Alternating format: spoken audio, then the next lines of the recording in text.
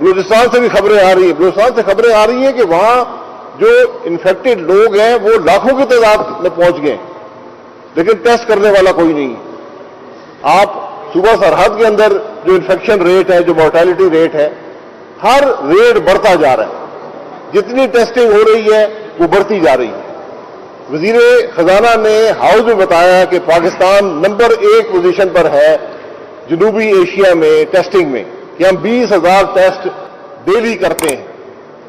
لیکن حقائق جو ہے بتاتے ہیں کہ 12 سے 13,000 ٹیسٹ ہو رہے ہیں۔ تو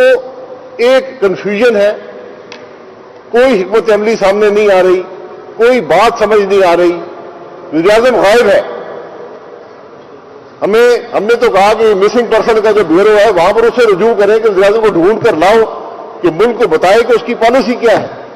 اس کی حکمت عملی کیا ہے۔ آج پورا ملک پریشان ہے، مشکلات میں ہے، معاشی طور پر بھی اور صحت کے حوالے سے بھی، لیکن حکومت کی کوئی حکمت عملی نہیں ہے۔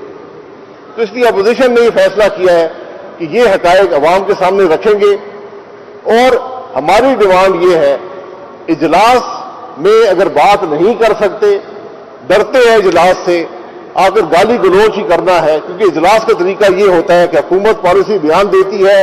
اپوزیشن رائے کا اظہار کرتی ہے، حکومت اس کے اوپر اپنی جو پالیسی جو ہے اس کو بدل کر اس کے اندر ترمیم کر کے عوام کے سامنے پیش کرتی ہے۔ یہ طریقہ ہوتا ہے، یہاں پر یہ طریقہ نہیں ہے، یہاں صرف گالی گلوچ ہے، حملے ہیں۔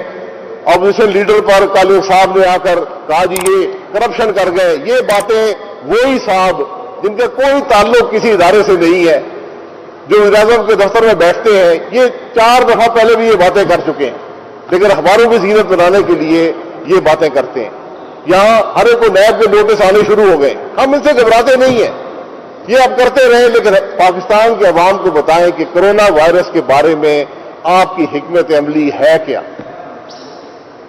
آپ کیسے اس کا مقابلہ کریں گے۔